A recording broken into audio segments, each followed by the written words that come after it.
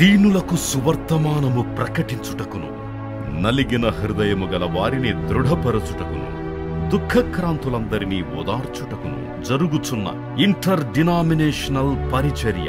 యెషయా 61:1-3. United peoples fellowship UPF ఆదివారము ఆరాధనలు. ప్రభాత ఆరాధన ఉదయం 6 గంటల నుండి ఉదయం 9 గంటల వరకు. సాయంకాల ఆరాధన సాయంత్రం 6 గంటల నుండి రాత్రి 9 గంటల వరకు. స్థలం Osmania garden function hall, జామై Osmania railway station ఎదురుగా, అడిక్మెట్, హైదరాబాద్. అందరూ ఆహ్వానితులే. ఆహ్వానించువారు ప్రభువు దాసురాలు జాయ్ చెరియన్ గారు, వ్యవస్థాపక అధ్యక్షురాలు మరియు సీనియర్ పాస్టర్ యూపీఎఫ్ హైదరాబాద్. వివరములకు 9550504718, 9030757571 నంబర్లను సంప్రదించగలరు. Praise the lord.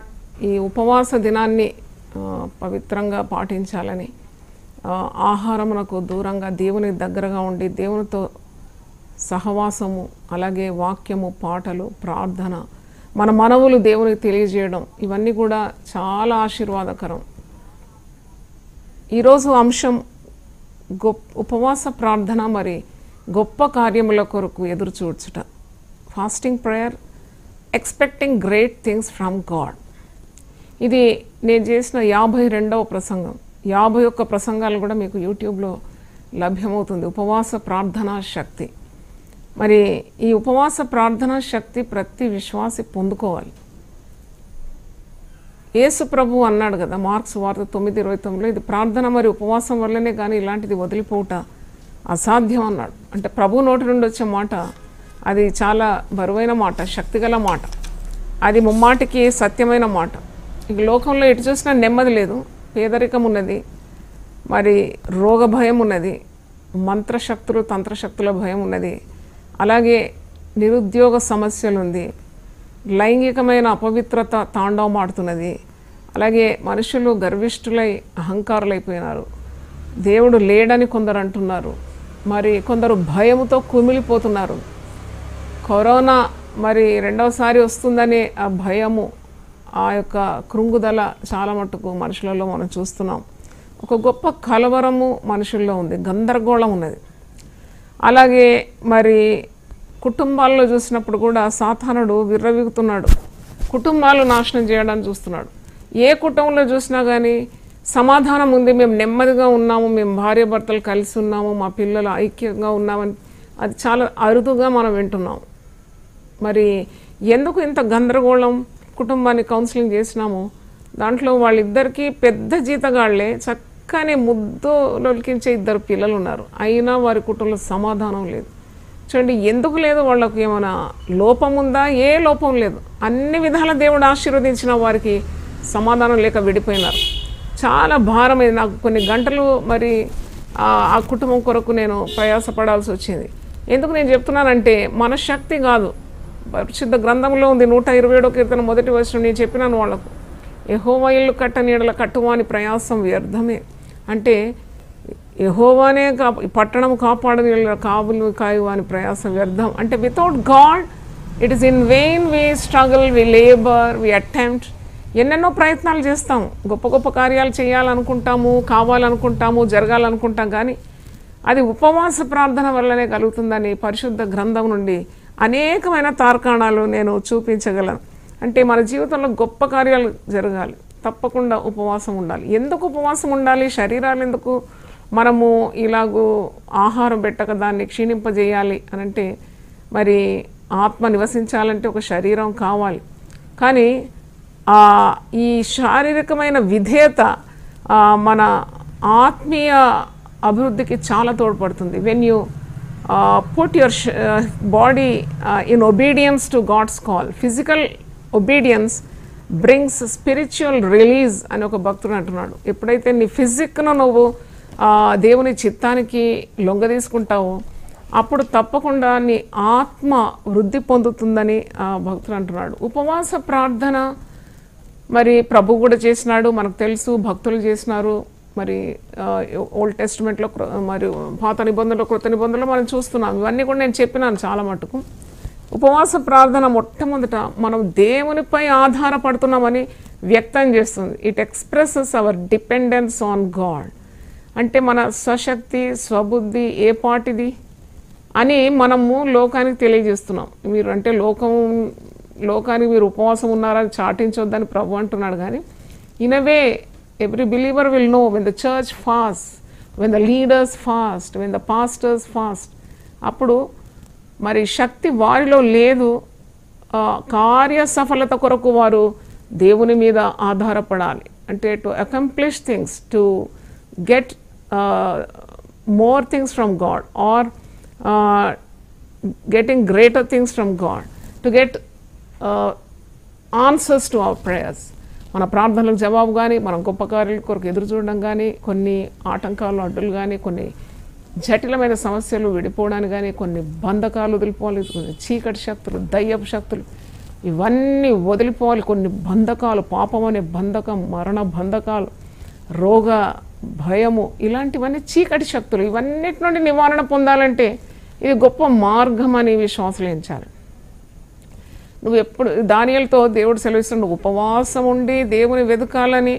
ఎప్పుడైతే నీవు మాంసాహారాలు మానేసి దేవుని సన్నిధి వెతకని ఆరంభించినావు, ఆ మొదటి దినమే నాకు నీ ప్రార్థన వినబడ్డదంట. అంటే the very fact that you gather your heart, అంటే నీ హృదయాన్ని నువ్వు ఏ విధంగా మరి దేవుని వెతకాలని అనుకుంటావో ఉపవాసం ఉండి, అప్పుడే నీ ప్రార్థనలో కూడా జవాబు వచ్చేస్తుంది అన్నమాట. అంటే అలాగూ మరి మన దేవునిపై ఉన్న ఆధారాన్ని వ్యక్తం చేస్తుంది. దేవుడు సర్వశక్తి గల దేవుడు, నో డౌట్, అనుమానమే లేదు. నరుల శక్తిని మించిన వాడు దేవుడు. నరులు కొన్ని కార్యాలు చేస్తాడు, దేవుడు అన్ని కార్యాలు చేస్తాడు.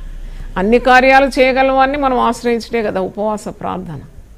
ఈరోజు దేవుని వాక్యం వింటున్న దేవుని బిడ్డలారా, అంటే మనము గురి కలిగి ఏకాగ్రత కలిగి వీఆర్ ఫోకసింగ్ ఆన్ గాడ్, అంటే దేవుని మీద గురి పెడుతున్నాము. దేవా, ఇది నువ్వు చేయగలవు, ఇది నా చేతగాని పని, నా వల్ల కాదు, నేను బలహీనుడను, కానీ నువ్వు బలవంతుడవు, నీ బలం మీద నేను ఆధారపడుతున్నాను. నేను అపవిత్రుడను, నువ్వు పవిత్రుడవు, నేను నీ మీద ఆధారపడుతున్నాను. నీవు సర్వశక్తి గల దేవుడవు, నా శక్తి చాలా పరిమితమైంది. అందుకే నేను చేయలేని కార్యాలన్నీ కూడా నువ్వు చేయగలుగుతావు అనే విశ్వాసాన్ని ప్రకటించడమే ఉపవసించి ప్రార్థన చేయడం. అంటే పరిశుద్ధ గ్రంథంలో ఉపవాసం అనగానే గివింగ్ అప్ ఫుడ్, అంటే ఆహారాన్ని నువ్వు దూరం పెడుతున్నావు. Biblical fasting always involves giving up food which is something we need. Actually మనకు ఆహారం చాలా అవసరం. అసలు ఎన్నిసార్లు తింటారు కదా మనుషులు, పొద్దున్నటి తింటూనే ఉంటారు, ఈ గిర్నికి రెస్టే లేదు, తింటూనే ఉంటారు, నమ్ములుతూనే ఉంటారు.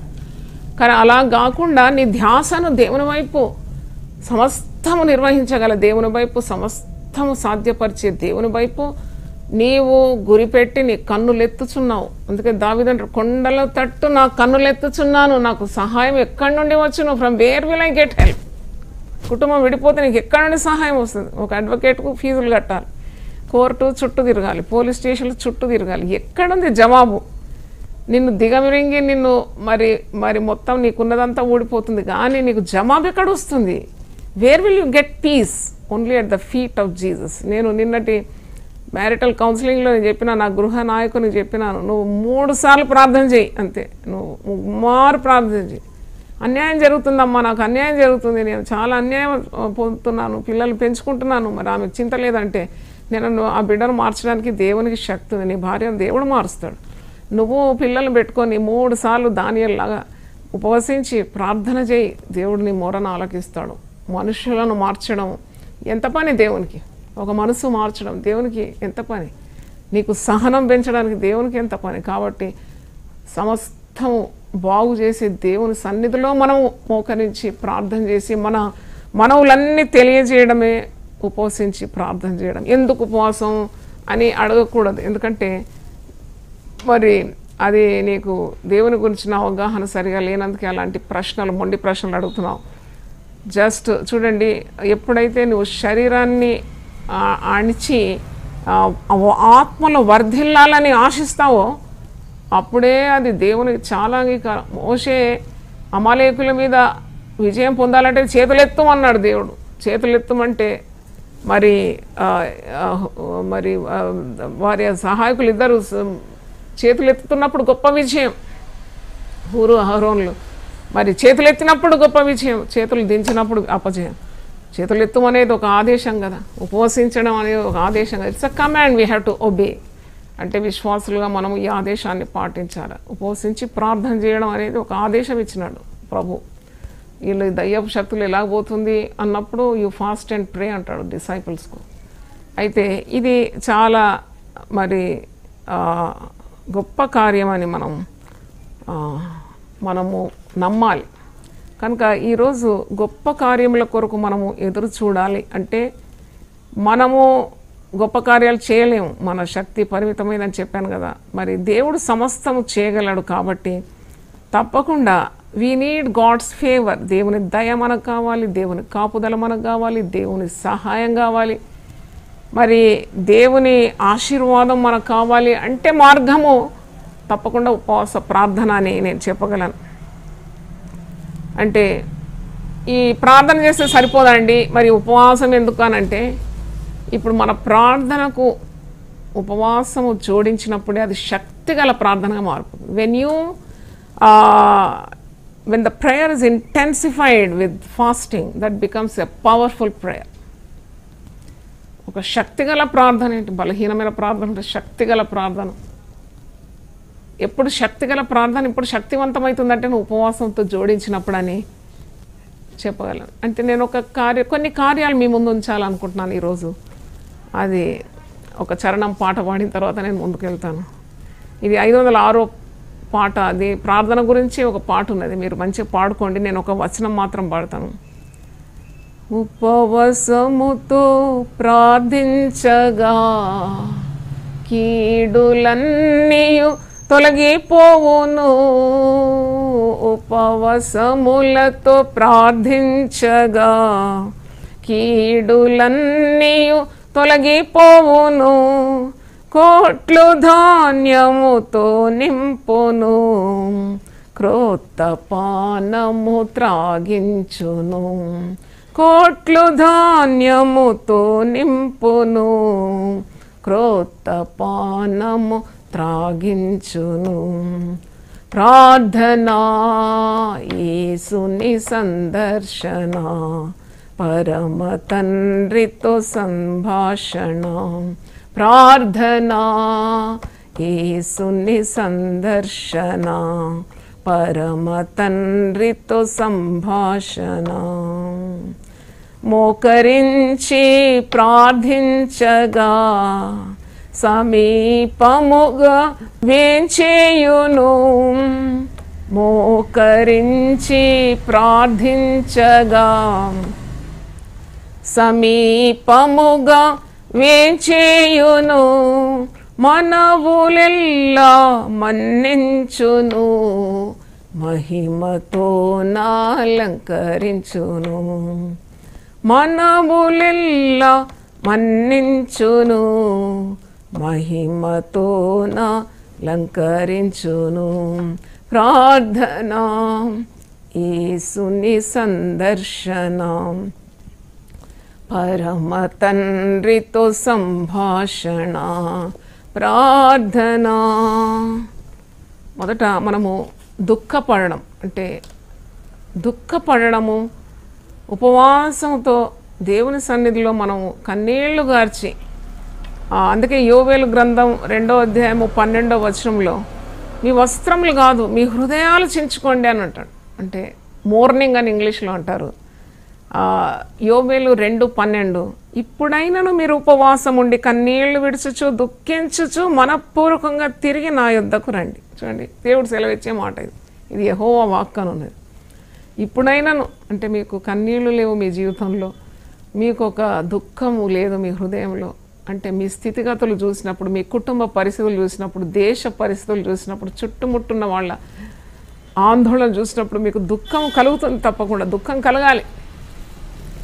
అట్టివారు ఆ దుఃఖముతో భారభరితమైన హృదయంతో ప్రార్థన చేసినప్పుడు దేవుడు స్తుతి వస్త్రం ధరింపజేస్తాడని అందుకే నేను వచ్చినాను అంటాడు కదా. అంటే అలాంటి దైవ చిత్తానుసారమైన దుఃఖంతో మనం ప్రార్థన చేసినప్పుడు మనకు జవాబులు వస్తుందని యోవేలు 2వ అధ్యాయంలో అంత ఉపవాస ప్రార్థన ద్వారా వచ్చే ఆశీర్వాదాలు ఉంది. మీరు చక్కగా చదవండి వరుస వరుస. మీకు గైడెన్స్ ఇస్తున్నాను కదా, మీకు డైరెక్షన్ ఇస్తున్నాను. యోవేలు 2వ అధ్యాయంలో దుఃఖించుచు దేవుని యొద్ద మరి మనం ప్రార్థన చేసినప్పుడు మనకు కోకొల్లలుగా ఆశీర్వాదాలు. ఇక్కడ 13వ వచనం చూసినప్పుడు మీ దేవుడనే యెహోవా కరుణా వాత్సల్యములు గలవాడును శాంతమూర్తియు అత్యంత కృప గలవాడునై ఉండి తాను చేయనుద్దేశించిన కీడును చేయక పశ్చాత్తాపపడను గనుక మీ వస్త్రములను కాక మీ హృదయములను చింపుకొని ఆయన తట్టు తిరుగుడు. మన కుటుంబాల కొరకు, మన కుటుంబంలో ఉన్న పిల్లల కాపుదల కొరకు, కుటుంబ సభ్యుల ప్రవర్తన కొరకు. అంటే మనం ఎప్పుడైతే మనం దుఃఖంతో అంగలార్చి ప్రభు సన్నిధిలో ఏడ్చినప్పుడు ఆయన కరుణ గల దేవుడు, వాత్సల్యత గల దేవుడు, శాంతమూర్తి, అత్యంత కృపగలవాడు కనుక ఈ కుటుంబం మీదకి దేవుని ఉగ్రత రాకుండా కాపాడేదే ఉపవాస ప్రార్థన. కుటుంబంలో అక్రమము అవినీతి కార్యాలు ఉన్నప్పుడు ఎవరో ఒకరు ఉపవాసం ఉండి ప్రార్థన చేసినప్పుడు చేయను ఉద్దేశించిన కీడు దేవుడు చేయక మాంటాడట. అందుకే దుఃఖముతో ప్రార్థన, దుఃఖముతో ప్రార్థన. దుఃఖము భక్తులకు కొన్నిసార్లు చాలా దుఃఖంతో కలుగుతుంది.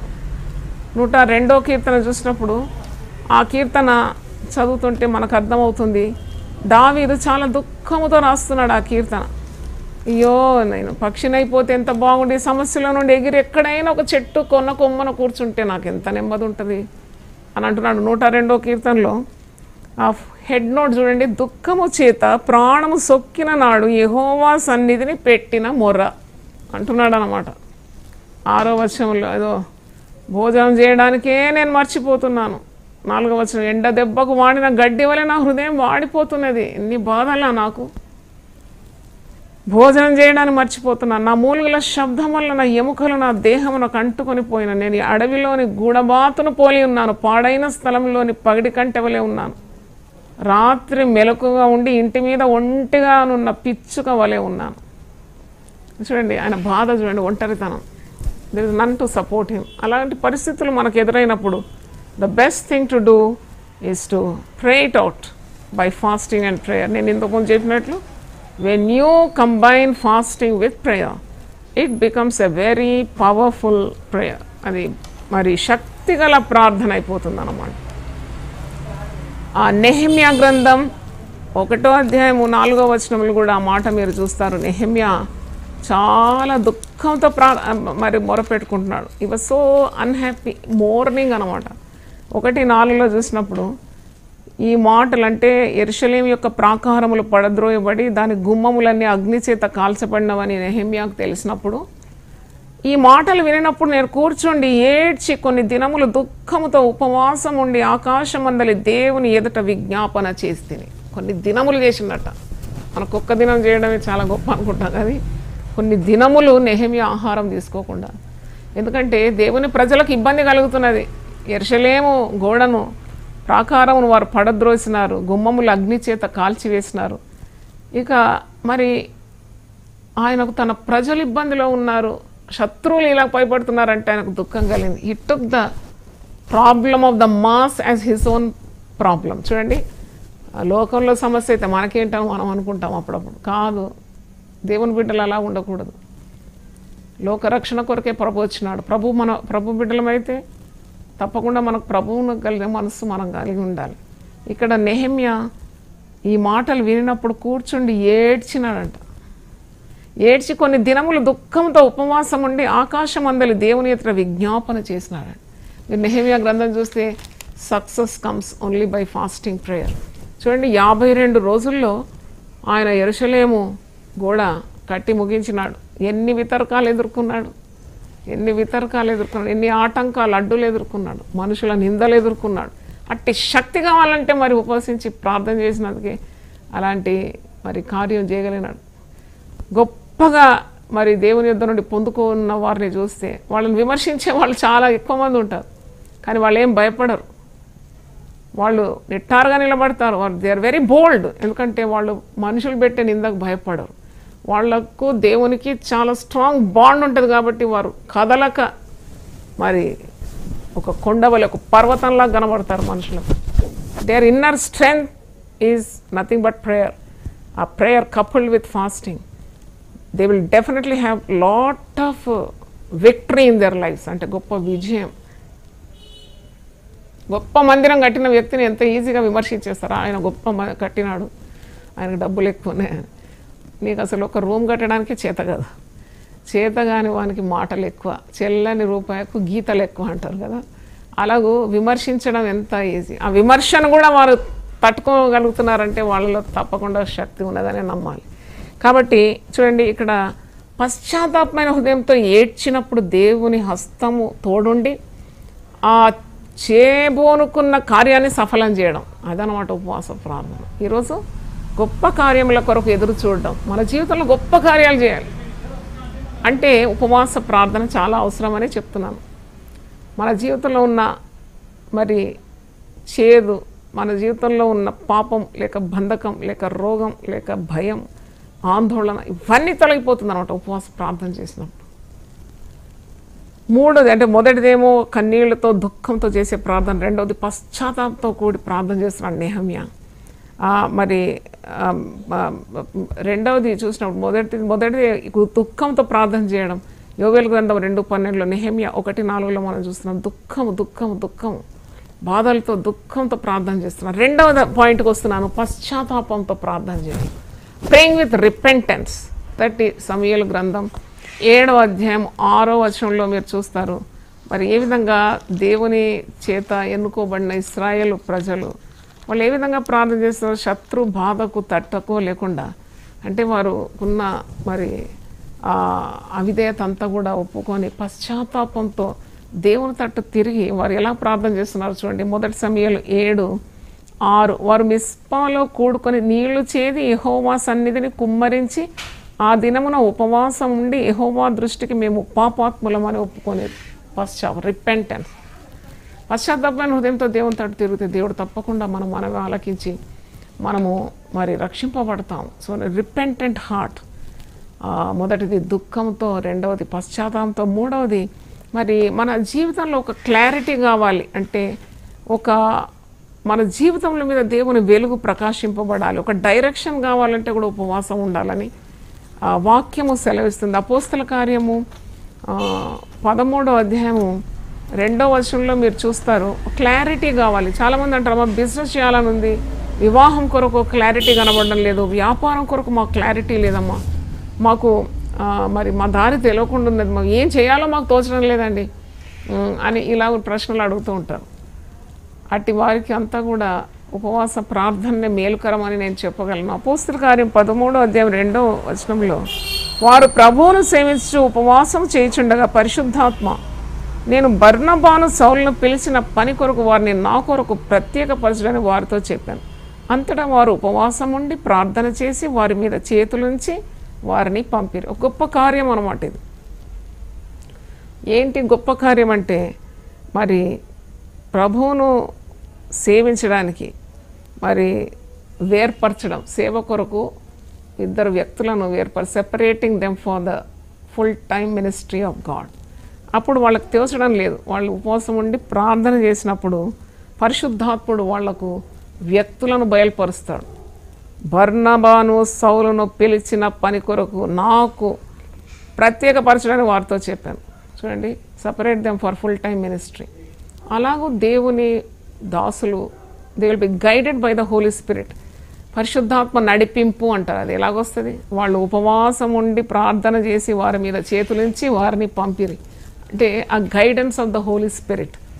క్లారిటీ అంటే నీకు ఒక స్వచ్ఛత, నువ్వు చేసే పనుల్లో క్లియర్గా పటంలాగా నీకు కనబడుతుంది. ఏం చేయాలి, నెక్స్ట్ ఏం చేయాలి, అది ప్రార్థన ద్వారానే సాధ్యం. చాలామంది ఇల్లు కడతారు, దేవుని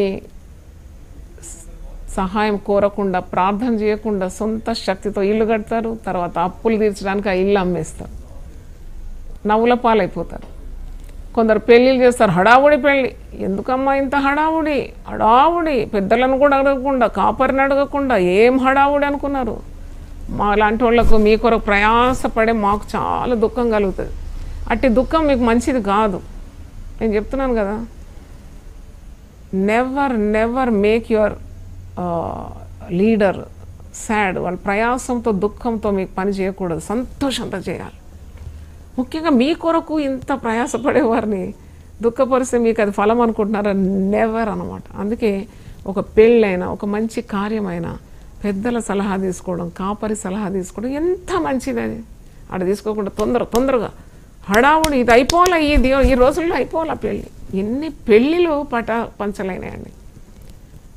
ఈ మధ్యలోనే విడిపోయినారు, అడగకుండా చేసుకున్నారు. సంఘాన్ని అడగలేదు, కాపరిని అడగలేదు. కష్టపడి కాపరి మీ కొరకు ఎంత కష్టపడుతుంటే అంత మర్యాద లేకుండా చేస్తే ఎక్కడ నిలుస్తుందని పెళ్ళిళ్ళు ఇవ్వదు అది. కనుక నేను చెప్పేది ఏంటంటే, మీరు ఒక మంచి కార్యం చేయబోనుకున్నప్పుడు ఉపవసించి ప్రార్థన చేసి దేవుడిచ్చే ఆ డైరెక్షన్ ఉంటుంది కదా, అంటే దేవుడు ఆలోచనకర్త, ఆలోచన వండర్ఫుల్ కౌన్సిలర్ అండి. నీకేం తోచడం లేదా? దేవున్నాడు. ఉపవసించి ప్రార్థన చేసినప్పుడు నీకు మార్గం చూపెడతాడు. అది సంఘపరమైన, కుటుంబపరమైన, నీ వ్యక్తిగత జీవితమైన, నీ వ్యాపారమైన, నీ ఉద్యోగమైన, నీ ఏది తలపెట్టినా దాంట్లో నీకు మరి దారి చూపే దేవుడు. దేవునికి స్తోత్రం. ఉపవసించి నేను తగ్గించుకొని నీ శరీరాన్ని అణిచివేసి దేవునికి దగ్గరగా ఉండి ప్రార్థన చేసినప్పుడు దేవుడు శక్తిమంతుడు. ఆయన నీకు గొప్ప కార్యాలు చేస్తాడు. దేవునికి స్తోత్రం. మరి దేవుడు ఒకవేళ నీకు పరిచర్య ఇస్తే దాన్ని స్థిరపరచాలంటే కూడా నువ్వు ఉపవసించి ప్రార్థన చేయడం నేర్చుకోవాలి. చాలామంది పరిచర్యలు చాలా గంభీరంగా ఆరంభిస్తారు, తర్వాత అదే చిచ్చుబుడిలాగా బుస్సుమని మీదకి పోతుంది, తుస్సుమని కిందికి నేలకు వాళ్తుంది. అలాగా పరిచర్య అంటే ఒక్కసారి నువ్వు పరిచర్యకు కంకణం కట్టుకున్నావు అంటే నీ ప్రాణాలు ఉన్నంత వరకు, నీ ఊపిరిపోయేంతగా పరిచర్య వదిలిపెట్టొద్దు. నువ్వు ఎప్పుడు అలా సాధ్యమవుతుంది? నువ్వు ఉపవసించి ప్రార్థన చేసి దేవునితో దగ్గరగా ఉన్నప్పుడే నీకు అట్టి శక్తి లభిస్తుంది. నీ సొంత శక్తితో నువ్వు పరిచర్య చేయలేవు. అపోస్తుల కార్యం 14వ అధ్యాయం 23వ వచనం, యాక్ట్స్ 14:23లో ఏముందో చూడండి. మరియు వారి ప్రతి సంఘంలో వారికి పెద్దలను ఏర్పరిచి ఉపవాసం ఉండి ప్రార్థన చేసి వారు నమ్మిన ప్రభువునకు వారిని అప్పగించిరి. ఎక్కడ చూడండి, మీరు అపోస్తుల కార్యంలో అపోస్తులు వాళ్ళు సొంత తెలివితో కార్యాలు చేయలేదు. సంఘాలు స్థాపించి స్థిరపరిచి సేవను పరిచర్యను అక్కడ మరి ఏర్పాటు చేసి, పెద్దలను ఏర్పాటు చేసి, అభిషక్తులను అభిషేకించి ప్రార్థన చేసి వారికి అభిషేకాన్ని ఇచ్చి ఆ పనిని వారికి అప్పగించి వారు అక్కడి నుండి బయలుదేరినాడు. దానికి ఉపవాస ప్రార్థన అనే వాక్యంలో చూస్తున్నాం. దేవునికి స్తోత్రం, హల్లెలూయా. మన పాత నిబంధనలో ఎస్తేరు గ్రంథం మనం వెళ్ళినప్పుడు అక్కడ ఒక రాణి ఉపవాసం ఉంటున్నది. రాణులకి ఏం తక్కువ అండి? తిండి తక్కువనా, టికానా తక్కువనా? ఆ రాణి ఉపవాసం ఉంటుంది. ఎందుకొరకు ఉంటుంది? ఆమెకేమి గర్జు ఉపవాసం ఉండడానికి. ఆమె తన ప్రజలు నశించిపోతున్నారని చెప్పి ఆమె ఉపవాసం ఉండి ప్రార్థన చేస్తుంది. దేవునికి స్తోత్రం. మరి ఆమె తన చెలికత్తలతో సెలవిస్తుంది, ఇదిగో నేను రాజు సముఖానికి వెళ్తున్నాను, మీరు నా కొరకు ప్రార్థన చేయండి, నాకు ధైర్యం కావాలి. అంటే ధైర్యం కావాలంటే కూడా ప్రార్థన చేయాలి, ఉపవసించి ప్రార్థన చేయాలని అర్థం. ఎస్తేరు గ్రంథం 4వ అధ్యాయంలో ఆ మాట ఉంది, 16వ వచనం.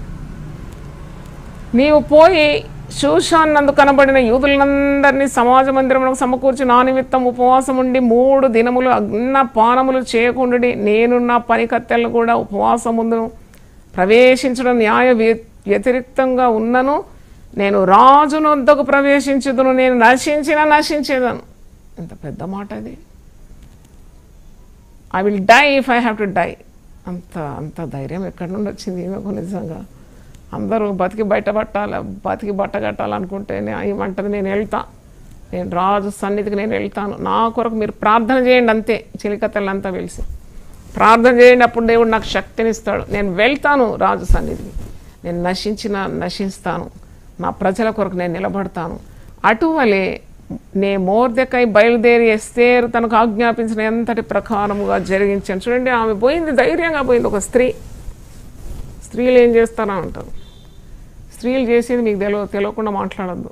పరిశుద్ధ గ్రంథంలోనే 2 గ్రంథాలు స్త్రీ పేరు మీదనే ఉంది, ఎస్తేరు గ్రంథం, రూతు గ్రంథం. స్త్రీలు విశ్వాస వీరుల జాబితాలో ఉన్నారు, యేసుక్రీస్తు వంశావళిలో ఉన్నారు. లోకానికి రక్షకుడు రావాలంటే స్త్రీని అనుకున్నాడు.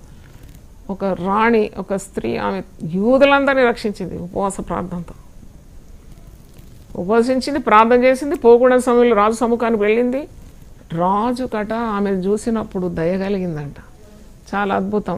ఆమె ఉపవసించి ప్రార్థన చేసి రాజు సముఖానికి వెళ్ళినప్పుడు ఆమెను చూడగానే రాజుకు దయ పుట్టిందంట. దేవుని స్తోత్రం, హల్లెలూయా. మీరు ఎవరైనా అధికారులను కలవడానికి పోతే పెద్ద పెద్ద మనుషులను కలవడానికి పోయినప్పుడు జస్ట్ ఉపవసించి మీరు పోండి, it change the entire scene అంతా చేంజ్ అయిపోతుంది. వాళ్ళు మిమ్మల్ని చూడగానే కూర్చోమంటారు.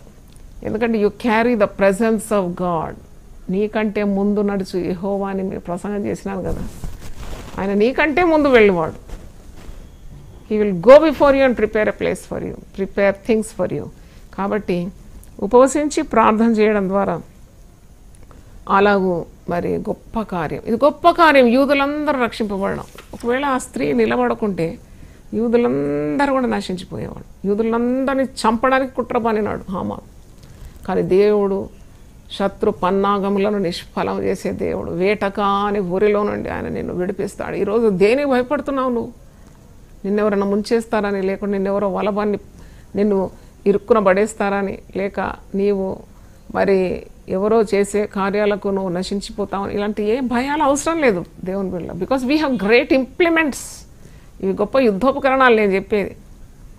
దీని ద్వారా నువ్వు సాతానుడు ఓడిపోతాడు, దేవుని బిడ్డమైన నీకు విజయం లభిస్తుంది. అలాగే మరి ఆ రోజు చూసినప్పుడు ఆరోగ్యం కావాలంటే కూడా ఉపవసించి ప్రార్థన చేయాలి. ఈ ఉపవాసము మరి డాక్టర్స్ అంటున్నాం లంఘనం పరమౌషధం. నేను ఒక దగ్గర చదివినాను, లంఘనం అంటే పరమౌషధం అంటారు. మెడిసిన్ ఆఫ్ మెడిసిన్స్ ఫాస్టింగ్ అని అంటున్నారు. ఎందుకంటే ఉపవసించినప్పుడు నీ శరీరంలో మరి ఏదైనా కంతులు, గడ్డలు, టాక్సిన్స్, విష పదార్థాలు ఉంటే అవన్నీ కూడా లయమైపోతుంది. యువర్ బాడీ బికమ్స్ క్లీన్ అన్నమాట. అంటే కొన్ని రోగాలు కూడా వదిలిపోతుంది నువ్వు దేవునికి సమీపంగా వస్తే. ఎందుకంటే ఆ స్టవ్ దగ్గర నువ్వు రాగానే నీకు ఆ సెగలు తగులుతాయి కదా, వేడైపోతావు. ఈ చలికాలం చలి కాచుకోవడం స్టవ్ దగ్గర పనిచేసే వాళ్ళ బాడీ వేడిగా ఉంటుంది. ఎందుకంటే వాళ్ళు నిప్పు దగ్గర ఉన్నారు. దేవుడు దహించు అగ్ని అని మనం ఎప్పుడు కొనియాడుతుంటాం. మరి అగ్ని వంటి దేవుని దగ్గర సమీపంలో ఉన్నప్పుడు మనకు ఏ రోగమైనా ఏదైనా పారిపోవాల్సిందే. అందుకే ఇట్ హ్యాస్ హీలింగ్ ప్రాపర్టీస్ ఉపవాసం.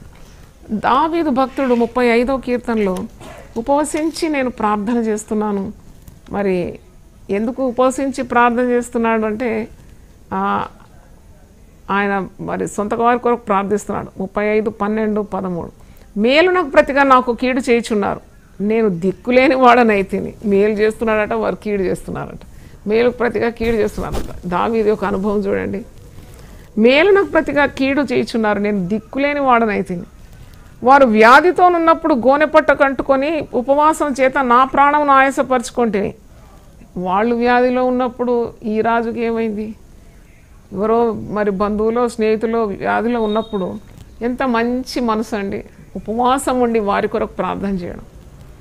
అయినా వారు మేలుకు ప్రతిగా కీడే చేస్తున్నారు అని అంటున్నాడు. అంటే రోగముగా ఉన్నప్పుడు ఈ దావీదుకు మరి ఒక అనుభవం కూడా మనం చూస్తాము. మరి 2 సమూయేలు 12వ అధ్యాయంలో తన బెత్షెబా ద్వారా జన్మించిన ఆ బిడ్డ చావ సిద్ధమైనప్పుడు కూడా ఉపవసించి ప్రార్థన చేస్తాడు. దేవుని స్తోత్రం. This amounts to telling that when you are sick, fasting prayer will heal your diseases. అంటే మీకు వచ్చిన రుగ్మతల నుండి, రోగం నుండి విడిపించాలంటే ఉపవసించి ప్రార్థన చేయాలి. When you have fever don't eat anything అంటారు కదా. నీకు జ్వరం వచ్చినప్పుడు ఏం తినకండి, అవి ఇవి నూనె వస్తువులు, నాన్ వెజ్లు ఏం ముట్టొద్దు. ఎందుకంటే కాలేయం పాడైపోతుంది, లివర్ పాడైతుంది. మరి అదే మరి మన వాక్యంలో కూడా ఉంది, ధర్మశాస్త్రం కూడా అదే బోధిస్తుంది. రోగం వస్తే నువ్వు ఉపవసించి ప్రార్థన చేయి. కనుక మరి యేసు ప్రభు ఏ విధంగా మనకు మాదిరించిపోయినాడంటే మత్తయి సువార్త 4వ అధ్యాయంలో ఒక గొప్ప మాట అంటాడు. ఏంటంటే మనుషుడు రొట్టె వలన మాత్రం కాదు, దేవుని నోటి నుండి వచ్చే ప్రతి మాట వలన బ్రతుకుతాడని. అంటే ఒక ఆత్మీయ సిద్ధపాటు లేక మరి ఒక స్పిరిచువల్ ప్రిపరేషన్ కొరకు కూడా ఉపవాసం చాలా అవసరం.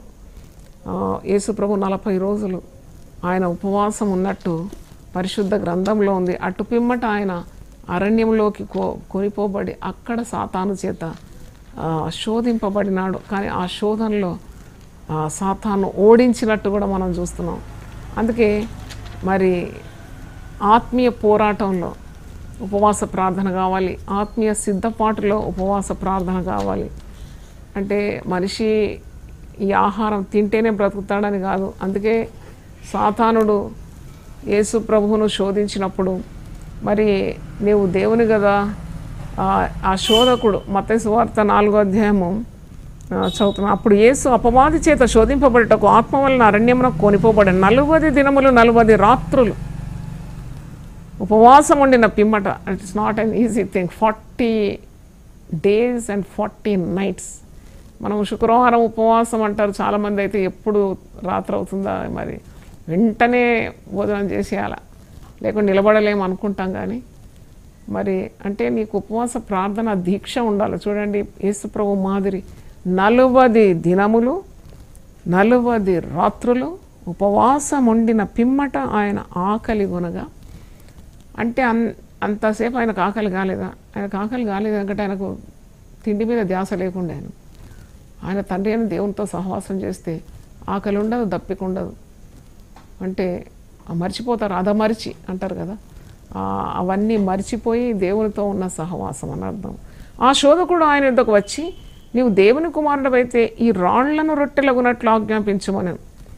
శోధకుడు శోధిస్తూ ఉంటాడు, మన పనే శోధకుడు, మన పేరే శోధకుడు. శోధించడం మన పని, అందుకే శోధకుడు అనే పేరు. ఈ రాళ్లను రొట్టెలుగా చేసుకొని తినమంటే యేసు ప్రభు ఎంత చక్కని మాట అన్నాడు. మనుష్యుడు రొట్టె వలన మాత్రం కాదు కానీ దేవుని నోటి నుండి వచ్చు ప్రతి మాట వలన జీవించును అని వ్రాయబడి ఉన్నదని. అంటే నీకు ఈ ఆత్మీయ పోరాటంలో లేక ఆత్మీయ సిద్ధపాటులో నీకు ఒకవేళ శోధనలు కలిగినప్పుడు వెంటనే వాక్యం అనే ఆత్మ ఖడ్గం ఎత్తి ఆ శోధకుని జయించాలి. ఉపవాస ప్రార్థన ఎందుకని, ఉపవాసం చేయకుంటే జవాబులు రావా అని, ఉపవాసం చేస్తే శరీరం క్షీణించిపోతుందని, ఉపవాసం చేస్తే చచ్చిపోతామని, ఇవన్నీ అబద్ధాలు, సాతానుడు చెప్పే అబద్ధాలు. అందుకని నువ్వు ఆత్మ ఖడ్గం తీసుకోవాలి, దేవుని వాక్యమైన ఆత్మ ఖడ్గంతో ఎదిరించాలి. ఇప్పుడు ప్రభు అలాగే ఎదిరించినాడు. ఇవన్నీ రాళ్ళు రొట్టెలు తీసుకొని మింగుమంటే వెంటనే అటు చేశాడా? సాతానుకు లోబడలేదు, ఎక్కడ కూడా లోబడలేదు. 3 పర్యాయములు ప్రశ్నలు మీరు చదివితే, he never obeyed the Satan, he just proclaim the word of God. వాక్యంతోనే గెలిచినాడు ప్రభు. అది మనకు ఒక మాదిరి అని మనం గమనించాలి. మరి ఇప్పుడు ఉపవాస ప్రార్థన అన్నప్పుడు మనం చాలామంది ఉపవాసం ఉంటారు కానీ మరి ఉన్న జ్యూసులు అవి ఇవి అన్నీ తింటూ ఉంటారు. అదేం ఉపవాసము? ఉపవాసం కాదు అది. ఉపవాసం అంతకంటే అంటే మామూలు ఆహారం తినే ఆ న్యూట్రిషన్ కంటే ఎక్కువ న్యూట్రిషన్, జ్యూసులు, కొబ్బరి నీళ్ళు, మరి రాగి జావలు, లేకుంటే పండ్లు, ఫలాలు తింటే కడుపు నింపుకుంటే అది ఉపవాసం అవుతుందా? అంటే ఉపవాసం అంటే కేవలం అన్నం తినకపోవడం అనుకున్నారా? కాదు. ఉపవాసం అంటే నువ్వు పూర్తిగా నీ శరీరాన్ని ఆ దుప్పులో ఉంచుకున్నావు, ఆహారం దూరం చేసినావు అనమాట. నాలుక తడి కొరకు కొద్దిగా నీళ్ళు తాగితే అది కాదు నేను అనేది. కానీ ఆ రోజు తినే ఆహారం కంటే ఎక్కువ న్యూట్రిషియస్ ఫుడ్ తింటే అది ఉపవాసం ఎలాగైతుంది? అంటే దాని అర్థం ఏంటి? ఉపవాసం totally you are depending on God. అంటే నీకు ఇంకా ధ్యాస లేదు తిండి మీద, ఎప్పుడు తిందాం అన్నది. అది ఉపవాసం కాదండి. ఉపవాసం అంటే దేవునితో సహా వసించడం. You are with God, you are with the scripture. నువ్వు దేవుని వాక్యంతో ఉన్నావు, పాటలు పాడుతున్నావు, దేవుని సన్నిధి అనుభవిస్తున్నావు, నీ భారం అంతా దేవునికి తెలియజేస్తున్నావు, ప్రార్థన చేస్తున్నావు, నీ హృదయం అంతా పరిశుద్ధపరచుకున్నావు. అంటే అది దేవునితో కలిసి నువ్వు ఆనందిస్తున్నావు. యెహోవాను ఆనందించడం వల్ల మీకు బలం కలుగుతుంది. ఇక లోక పనులన్నీ చేసి లోక వార్తలన్నీ చెప్పుకొని నోరంతా బాధేసుకుంటే ఉపవాసం అంటారు దాన్ని. కొందరు ఉపవాసం ఉంటారు, మాట్లాడుతూనే ఉంటారు. చిల్లుబడిన సంచిలో పన్నీర్ వేస్తే ఆగదు, నీకు ఏ ఆశీర్వాదం దొరకదు. సెల్ఫ్ కంట్రోల్ ఉండాలి. ఆశా నిగ్రహం. కొద్దిగా మాట్లాడాలి, అవసరం ఉంటే మాట్లాడాలి. నువ్వు దేవునితో మాట్లాడాలి, దేవుని మాటలు వినాలి కదా. Avoid talking. తర్వాత అవాయిడ్ షాపింగ్. ఉపవాసం ఉండి షాపింగ్లు. నేను ఒకసారి ఒక సేవకురాలను మరి వాక్య పరిచర్యకు పిలిచినాను, వేరే దేశం నుండి వచ్చింది. ఆమె ఉపవాసం అన్నది. సరే ఉపవాసం అనుకున్నాను, వాక్యం సాయంకాలం అందించాలి. కానీ పొద్దున్న నుండి ఆమె దేవుని సన్నిధిలో కనబడలే నాకు. ఆమె షాపింగ్, హైదరాబాద్ చాలా మరి అవి దొరుకుతాయి, ఇవి దొరుకుతాయి, ఇయర్ రింగ్స్ దొరుకుతుంది, మంచి మరి వస్త్రాలు దొరుకుతుంది, బిర్యానీ దొరుకుతుంది, పొట్లం తీసుకొని ఇవే దీని మీద ధ్యాస ఉంటే ఆమె ఏం వాక్యం ఇస్తుంది, ఆమె వాక్యం ఎంత ఇంపు ఉంటుంది అనుకున్నాను నేను మనసులో. మళ్ళీ ఎప్పుడు పిలవలేను. ఎందుకంటే ఉపవాసం ఉండేవాళ్ళు తప్పకుండా వారి గదిలోనికి వెళ్ళి దేవునితో సంభాషించి దేని మీద మరి ధ్యాస లేక కేవలము దేవుని మీద ఏకాగ్రత పెట్టాలి కదా. లేకుంటే దాన్ని ఉపవాసం ఎలా అంటారు? That's not called fasting. అంటే you are totally leaning on to God, depending on God. అది ఉపవాసం యొక్క ప్రధాన లక్షణం అని జ్ఞాపకం చేస్తున్నాను. అంటే మరి శోధనలు జయించడానికి, అంటే మీ పాపము మిమ్మల్ని ప్రేరేపిస్తుంది అని అన్నప్పుడు వెంటనే మీరు ఉపవాసంలోకి వెళ్ళాలి. ఏదైనా శోధకుడు శోధిస్తే ఉపవాసంకి వెళ్ళాలి. ఎందుకంటే ఆ బంధకం నుండి నేను దేవుడు విడిపించే తెగిపోతుంది అనమాట. God will change your mind. చూడండి, పాపం, ఇప్పుడు పాపం అంటే మరి కొందరికే పాపం ప్రేరేపిస్తుందని కాదు, ఇంకా మరి చాలామంది భక్తులు కూడా పడిపోతున్నారు. వాళ్ళ చరిత్ర, వాళ్ళు చనిపోయిన తర్వాత వాళ్ళ గురించి అన్ని హిస్టరీలు అన్నీ వస్తుంటే, అయ్యో దేవా వీళ్ళు ఇలా చేసినారా, వాళ్ళు ఇంత భక్తులుగా చెలామణి అయినారు, మరి ఈ పాపం చేసినారా అని నేను మొన్న ఒక వార్త చూసి చాలా బాధ కలిగింది నాకు. అంటే చూడండి, మట్టి ఘటంలో ఉన్నాం కదా, సాతాను శోధన ఎప్పుడు మీకు ఉంటుంది, మనకుంటుంది, ప్రతి ఒక్కరికి ఉంటుంది. కానీ గెలిచిన వారు ధన్యులు కదా. వాళ్ళు ఎలా గెలుస్తున్నారంటే వాళ్ళు ఉపవసిస్తున్నారు, ప్రార్థన చేస్తున్నారు, దేవుని హత్తుకుంటున్నారు. కాబట్టి పాపం చేయడానికి వాళ్ళు సమ్మతించలేదు. సాతాను శోధన వాళ్ళు అధిగమించిన పరిశుద్ధాత్మ బలాన్ని పొందుకుంటున్నారని అర్థం. దేవునికి స్తోత్రం, హల్లెలూయా. మరి ఇప్పుడు చూడండి, ఉపవాస ప్రార్థన ద్వారా నీకు కాపుదల ఉంటుంది. God protects. అందుకే ఇజ్రా గ్రంథం 8వ అధ్యాయము 21లో ఉంది. వారు ప్రయాణం చేయడానికి వెళ్ళినప్పుడు వాళ్ళు ఏం చేసినారంటే, వాళ్ళు ఉపవాసించి ప్రార్థన చేసి ప్రయాణము చేసినప్పుడు వాళ్లకు ప్రయాణంలో దేవుని కరుణ లభించిందంట, కృపలు లభించారు. ట్రావెల్ మర్సీస్ అంటారు. ప్రయాణ కృపలు కావాలంటే కూడా ఉపవసించి ప్రార్థన చేయాలి. తర్వాత ఇంక్రీజింగ్ వన్ స్పిరిచువల్ అథారిటీ. ఇప్పుడు దేవుని సేవకులు ఉపవసించి ప్రార్థన చేస్తే వాళ్ళకు ఆత్మీయ దిట్ట, ఆ అధికారం వాళ్ళకు వస్తుందని నేను తప్పకుండా చెప్పగలను. వాళ్లకు వాక్శక్తి, పరిశుద్ధాత్మ బలము, మంచి మెసేజెస్, ప్రసంగాలు తయారవుతుంది. ప్రజలను మరి వారు చక్కగా నడిపించగలరు.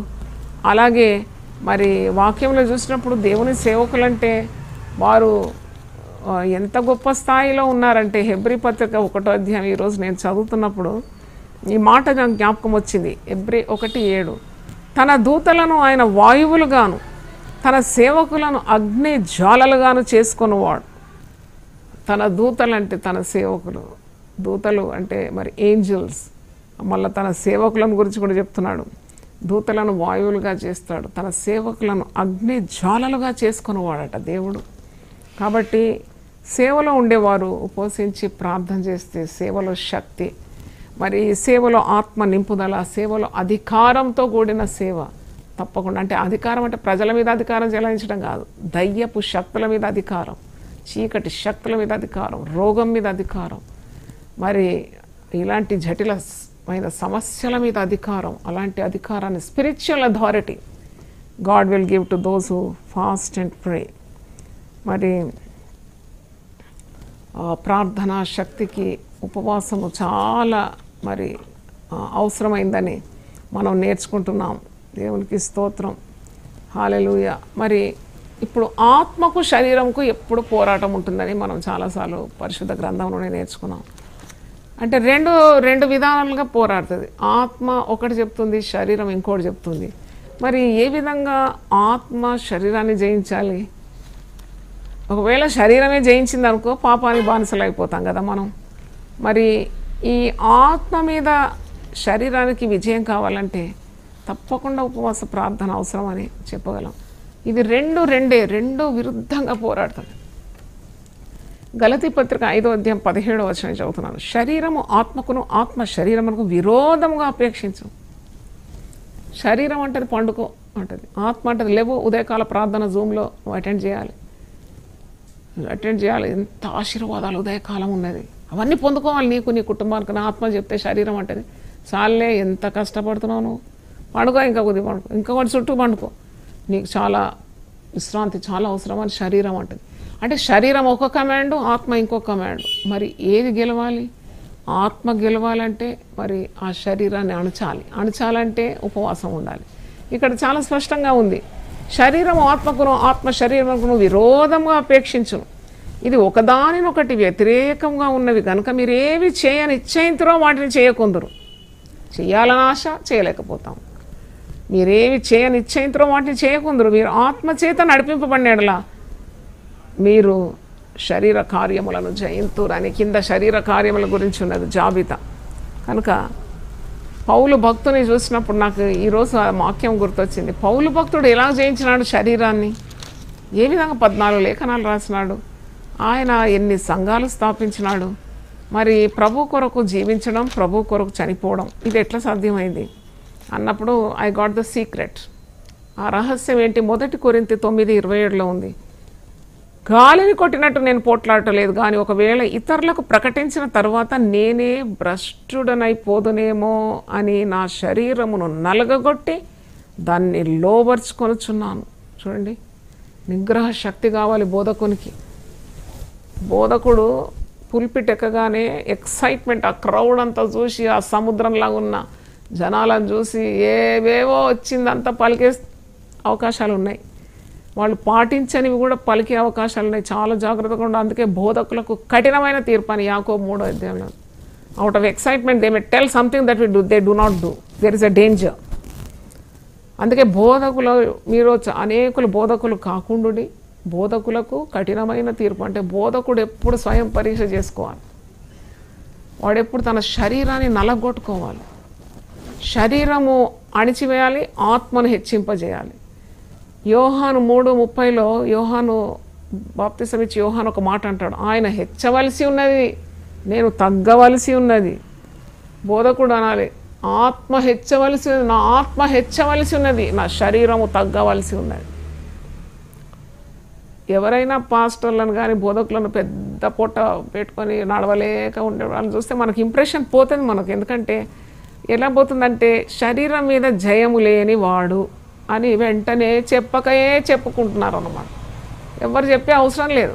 He did not conquer the body, his spirit is not ruling over his body. అందుకే అధికంగా తింటున్నాడు, అధికంగా లాగించేస్తున్నాడు. క్రమము లేదు జీవితంలో, క్రమశిక్షణ. చూడండి, ఉపవాసం అనేది మనకు క్రమశిక్షణ ఇస్తుంది జీవితానికి. It keeps you very good health. తర్వాత ఒక దైవజనుడు, ఒక దైవ సేవకురాలు ఎట్లుండాలి? ఒక సేవకుడు, ఒక బోధకుడు అంటే చూడగానే ఆ శరీరం మరి కనబడుతుందా మనకు, లేకుంటే ఆత్మకార్యాలు అతని ద్వారా కనబడుతుందా? అది చాలా ముఖ్యం కదా. ఉండొచ్చు, they may be anointed by God, అభిషేకం పొందిన వారు ఉండొచ్చు. కానీ ప్రజల ముందు వచ్చినప్పుడు అది వాళ్ళు ఏది వ్యక్తం చేస్తున్నారు, ముందు ఏది కనబడుతుంది? పరిశుద్ధాత్మ పూర్ణత కనబడుతుందా, లేకుంటే శరీరం తాండవిస్తుందని కొట్టొచ్చినట్టు కనబడుతుందా? అది నేను అడిగేది. అందుకే కదా పౌలు భక్తుడు అంటున్నాడు 1 కొరింథీ 9:27 నేను ఒకవేళ ఇతరులకు నేను బోధించి ప్రకటించి వాక్యాన్ని మరి ఇది చేయి అది చేయి అని చెప్పేసి నేనే భ్రష్టుడనైపోతానేమో అని చెప్పి నా శరీరాన్ని నేను నలగొడుతున్నాను, ఆయన క్రమశిక్షణలో తీసుకొస్తున్నాను అంటున్నాడు.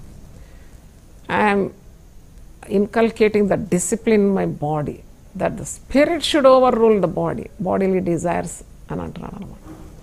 కనుక ఇది చాలా ముఖ్యం మరి సేవకులకు.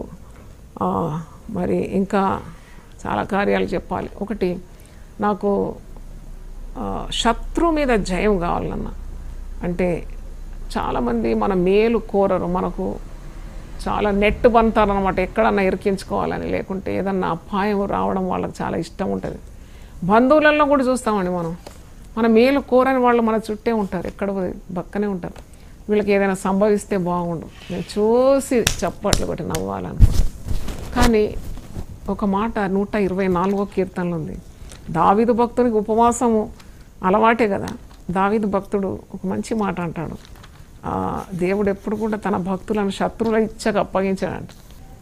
ఇక్కడ ఏమంటున్నాడు చూడండి, మనుష్యులు మన మీదకి లేచినప్పుడు యెహోవా మనకు తోడై ఉండని ఎడల, వారి ఆగ్రహము మనపైన రవులు కొనినప్పుడు యెహోవా మనకు తోడై ఉండని ఎడల, వారు మనల్ని ప్రాణంతోనే మిరింగివేసి ఉందరు. 5వ వచనం చూడండి, ప్రవాహములై ఘోషించే జలములు మన ప్రాణముల మీదుగా పొర్లి పారి ఉండును అని ఇశ్రాయేలు అందరుగాక, వారి పండ్లకు మనలను వేటగా అప్పగింపని యెహోవా స్తుతి నొందునుగాక. పక్షి తప్పించుకున్నట్లు మన ప్రాణము వేటకాండ్ల ఉరి నుండి తప్పించుకొని ఉన్నది, ఉరి తెంపబడెను, మనము తప్పించుకొని ఉన్నాము. భూమి ఆకాశములను సృజించిన యెహోవా నామము వల్లనే మనకు సహాయము కలుగుచున్నది. దేవునికి స్తోత్రం, హల్లెలూయా.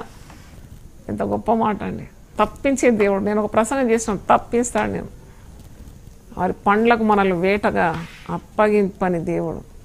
అయితే మనం అలా ఉపవాసం, ఒక తర్బీదు, నన్ను అడిగితే ఒక డిసిప్లిన్, ఒక క్రమశిక్షణ నీ జీవితానికి, నీ శరీరానికి, నీ ఆరోగ్యానికి, నీ ఆత్మీయ సిద్ధపాటు కొరకు. మరి ఉపవాసం అనేది ఒక క్రమశిక్షణ. It's a discipline, spiritual discipline అని చెప్పగలను. కనుక ఈరోజు దేవుని వాక్యం విన్న దేవుని బిడ్డలారా, మరి ఉపవసించడానికి మీరు తర్బీదు కావాలి. మనము మరి జిమ్ముకు పోయి యవనస్తులు ఏ విధంగా అభ్యసిస్తారండి? వాళ్ళ ట్రిమ్ముగా ఉండాలి, స్లిమ్గా ఉండాలి, కండలు చక్కగా 6 ప్యాక్ కావాలంటారు. అయితే అంతకంటే గొప్పది అది మట్టిపాలైతే ఏం లాభం? మరి ఆత్మ ఎంత ముఖ్యం. శరీరము నిష్ప్రయోజనము, ఆత్మయే మనల్ని జీవింపజేస్తుందని మనం వాక్యంలో చూస్తున్నాం. కాబట్టి శరీరము మనము వ్యాయామం చేసి ఏ విధంగా మరి దాన్ని క్రమంలో పెట్టుకుంటామో అలాగే అంతకంటే గొప్పది కదా ఆత్మీయ క్రమము అని ఇక్కడ తన ఆత్మీయ కుమారుడైన తిమోతికి రాస్తూ ఈ మాట సెలవిచ్చినాడు. నేను అది చదవాలనుకుంటున్నాను. 1 తిమోతి 4వ అధ్యాయం 8వ వచనం. 1 Timothy 4th chapter 8th verse. శరీర సంబంధమైన సాధకము కొంచెం మట్టుకే ప్రయోజనకరము, కానీ కొంచెం మట్టుకే. అది ఎంత ఎక్సర్సైజ్ చేసినా, ఎంత నువ్వు మరి మజిల్ బిల్డప్ చేసినా, ఎంత ట్రిమ్గా తయారైనా అది కొంచెం మట్టుకే. ప్రాణం పోతే దానివల్ల ఏ ప్రయోజనం లేదు. అంత అందగాడని చెప్పి 2 రోజులు కూడా భూమి మీద పెట్టరు. వెంటనే బాడీ తీసుకురండి, బరియలు చేయాలంటారు. అందుకే అంటున్నాడు, శరీర సంబంధమైన సాధకము కొంచెం మట్టుకే ప్రయోజనకరమును, కానీ దైవభక్తి ఇప్పటి జీవం విషయంలోను రాబో జీవం విషయంలోను వాగ్దానంతో కూడినదైనందున అది అన్ని విషయంలో ప్రయోజనకరమగును. దేవుని స్తోత్రం, హల్లెలూయా. Let us all get into the discipline of fasting and prayer. చాలా మటుకు సమస్యలన్నీ కూడా మనల్ని వదిలిపోతుంది. మనకు సమస్యల మీద ఒక దిట్ట కలుగుతుంది, ఒక పట్టు కలుగుతుంది. మనం దాన్ని సాధించగలమని, ఛేదించగలమని, దాన్ని అణిచివేయగలమని. సాతాను కూడా మనం ఉపవసించేవారు ఎప్పుడు భయపడరు. ఉపవసించే భక్తుల ఎదుట సాతాను నిలవలేదు. Devil will flee when it sees a fasting saint. చూడండి, విశ్వసించి మరి ప్రార్థన చేసి ఉపవసించే విశ్వాసి ఎదుట ఏ సాతానుడు ఏ పని చేయలేడు, ఓడిపోతాడు. ప్రార్థన చేసుకుందాం. ప్రభువా, నీ పరిశుద్ధ నామమునకు స్తోత్రం. ఈ సమయంలో మరి చేతులు ఎత్తి నేను స్తుతిస్తున్నాను, ఆరాధిస్తున్నాను, ఘనపరుస్తున్నాను. ఉపవసించి ప్రార్థించినప్పుడు గొప్ప విజయం లభిస్తుందని కొన్ని కార్యాలు నీ బిడ్డలతో ముచ్చరించడానికి నీ దాసురాలు నాకు ఇచ్చిన ఆధిక్యత కొరకు వందనాలు. ఉపవాస ప్రార్థన కీడును తొలగిస్తుందని ఉపవసించి ప్రార్థన చేసినప్పుడు ప్రభువా, నువ్వు చేయనుద్దేశించిన కీడు తొలగిపోతుందని, నీ ఉగ్రత మానిపోతుందని ప్రభువా నాయన ఎన్నెన్నో ఆశీర్వాదాలు పరిశుద్ధ గ్రంథంలో నువ్వు సమకూర్చి మా కొరకు పొందుపరిచి ఇచ్చినావు తండ్రి. నీకు స్తోత్రం. మరి ఇంకా 40 రోజులు సిలువ ధ్యానాల్లో మేము ఉపవాసం ఉండాలి, సిలువను ధ్యానించాలి. మాకు అట్టి శక్తి మీరు దయచేయండి. ప్రతి శుక్రవారం కూడా 24 గంటలు మేము ఉపవసించి ప్రార్థన చేయడానికి మరి ఎన్నెన్నో కార్యాల గురించి ఎప్పుడు చింతించి దుఃఖపడి మరి బాధతో, భయంతో, భీతితో ఉంటాం. అవన్నీ కొట్టిపారేసేదే ఉపవాస ప్రార్థన. Yes lord, it gives the right standing with God the omnipotent. సర్వశక్తిగల దేవుని ఎదుట మేము నిట్టారుగా నిలబడాలి. సాతాన్ని ఎదిరించడానికి మేము నిట్టారుగా నిలబడి దాన్ని ఎదిరించాలంటే మాకు ఉపవాస ప్రార్థన శక్తి కావాలి. ఆయన నీకు స్తోత్రం. ఇట్టి శక్తిని మా మీద కుమ్మరించమని అయినా నీకు స్తోత్రం. శరీర సంబంధమైన సాధకం అది కొద్ది మట్టుకే, కానీ ఆత్మ సంబంధమైన తర్బీదు కానీ క్రమశిక్షణ అది మరి ఈ జీవితము తర్వాత కూడా అది మాకు ఎంతో ఉపయోగకరమైన వాక్యంలో మేము చూస్తున్నాం. దేవుని వాక్యం విన్న ప్రతి ఒక్కరిని కూడా మీరు ఆశీర్వదించి దీవించి ఈ క్రమశిక్షణలోకి తీసుకొని రమ్మాలి. యేసు పరిశుద్ధ నామములో అడిగి వేడుకుంటున్నాను తండ్రి. Amen, amen, amen. తండ్రి అయిన దేవుని ప్రేమ, యేసు క్రీస్తు కృప, పరిశుద్ధాత్మ సహవాసం మనందరికీ సదాకాలం తోడుగా ఉండును గాక. ఆమెన్. God bless you. దీనులకు సువర్తమానము ప్రకటించుటకును, నలిగిన హృదయము గల వారిని దృఢపరచుటకును, దుఃఖక్రాంతులందరినీ ఓదార్చుటకును జరుగుచున్న ఇంటర్ డినామినేషనల్ పరిచర్య. యెషయా 61:1-3. యునైటెడ్ పీపుల్స్ ఫెలోషిప్ UPF ఆదివారము ఆరాధనలు. ప్రభాత ఆరాధన ఉదయం 6 గంటల నుండి ఉదయం 9 గంటల వరకు. సాయంకాల ఆరాధన సాయంత్రం 6 గంటల నుండి రాత్రి 9 గంటల వరకు. స్థలం Osmania garden function hall, జామై Osmania railway station ఎదురుగా, అడిక్మెట్, హైదరాబాద్. అందరూ ఆహ్వానితులే. ఆహ్వానించువారు ప్రభువు దాసురాలు జాయ్ చెరియన్ గారు, వ్యవస్థాపక అధ్యక్షురాలు మరియు సీనియర్ పాస్టర్ యూపీఎఫ్ హైదరాబాద్. వివరములకు 9550504718 9030757571 నంబర్లను సంప్రదించగలరు.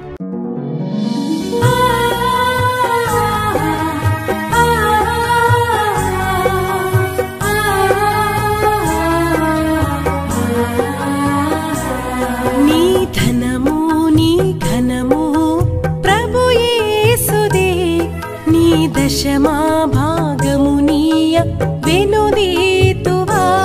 నీ ధనము నీ ఘనము ప్రభు యేసుదే, నీ దశమా భాగమునీయ వెనుదీతువా.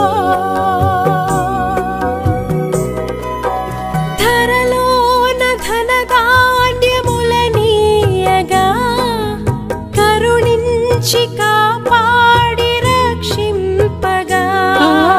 ధరలోన ధనధాన్యములనీయగా కరుణించి కాపాడి రక్షింపగా. పరలోకనాదుండు నీకీయగా మరి యేసు కొరకీయ వెనుదీతువా. పరలోకనాదుండు నీకీయగా మరి యేసు కొరకీయ వెనుదీతువా. నీ ధనము నీ ఘనము ప్రభు యేసుదే, నీ దశమా భాగమునీయ వెనుదీతువా. పాడి పంటలు ప్రభువు నీకీయగా కూడు గుట్టలు నీకు దయచేయగా.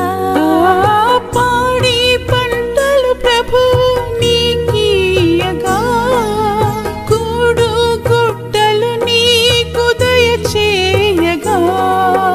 వీడంగ ప్రభు యేసు నామంబును గడువేల ప్రభుకీయను క్రైస్తవా. వేడంగ ప్రభు యేసు నామంబును గడువేల ప్రభుకీయను క్రైస్తవా. నీ ధనము నీ ఘనము ప్రభు యేసుదే, నీ దశ